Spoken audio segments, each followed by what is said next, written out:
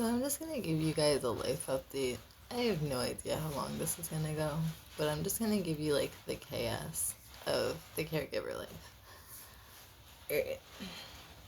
In the last 72 hours, DM has lost her final baby tooth. She has 3 sets of teeth.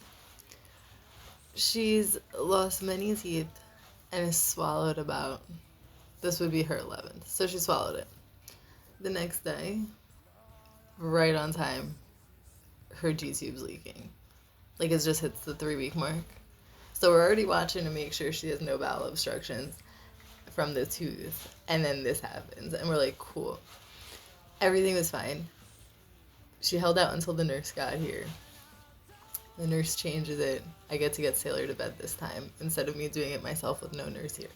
So that was exciting. Then she's in the 24-hour watch for fevers and all that stuff.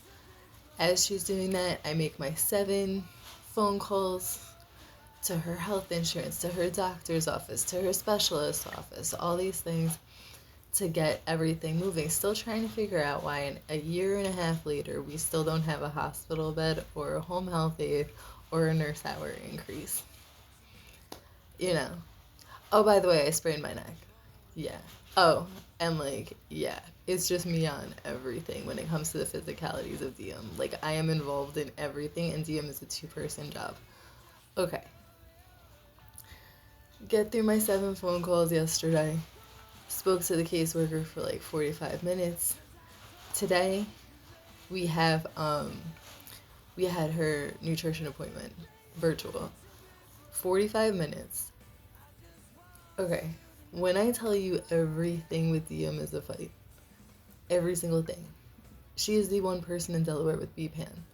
So she has dystonia, which is movement disorder. So she can't use a feeding, like the pump timed and all that stuff because a machine can't read your movement disorder. And she's not on medicine for that. So we do gravity, no plunger. So this way we can just clamp upon her movements and like we could just read her and I can teach the nurses how she moves and all that kind of stuff because she's nonverbal, so everything's fine. We're just trying to simply get feed on her order. DM's 50-50. Okay, 50% of the time she eats, 50% of the time she's on feed. Fine. When I tell you the nutritionist is like, this is going to be impossible to order because due to her dystonic movements, she can only tolerate a bag and a half of feed over like the course of a day. Minimal volume. We're talking like 30 to 60, possibly 90 milliliters at a time, plus Pedialyte flush only, no water. This is going to be really hard to get. I realize she's not writing. This is like the 3rd time she's telling me insurance just isn't going to approve it. I said, I know, just write the letters. By the 5th time she goes to me, insurance isn't going to approve the next thing we need. I literally just like stop her in her tracks and I'm like, I know, we have to get to appeal. I said, listen, a year and a half ago when we got home, she came home with feeding intolerance. So what did I do? I went to every nurse and I said, how many of your patients have feeding intolerance? Okay, do they get blended food? Yes, Mom. Okay, what insurance do they have? Which doctors do they have? Who do they have? And I went and I got those for her. Switched insurances by December. Well, January.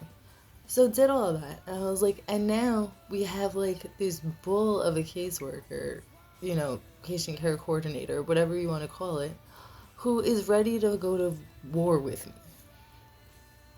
I said, all we need are the letters. Don't worry about what insurance covers.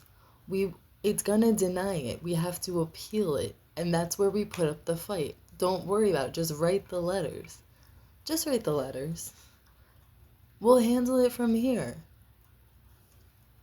Just write the letters. But this is how it is about everything, down to like the wheelchair, down to the hospital bed, down to, we just need the letters. And no doctors write the letters for DM because they're just like, you're gonna get denied anyway. But finally, when I told her how much I've done just to get to this point right now, just to know we're gonna get denied, and I have to put my appeal face on, yo, why do I have to convince you to write a letter for something that she needs? I don't know. And I actually like this doctor. Like, she's really nice. It's just she came in ready, knowing that DM's gonna get denied. And that's how it is about literally everything here. Every single thing you can get denied, she gets denied first. And I always have to be ready for an appeal. So I'm already making my calls.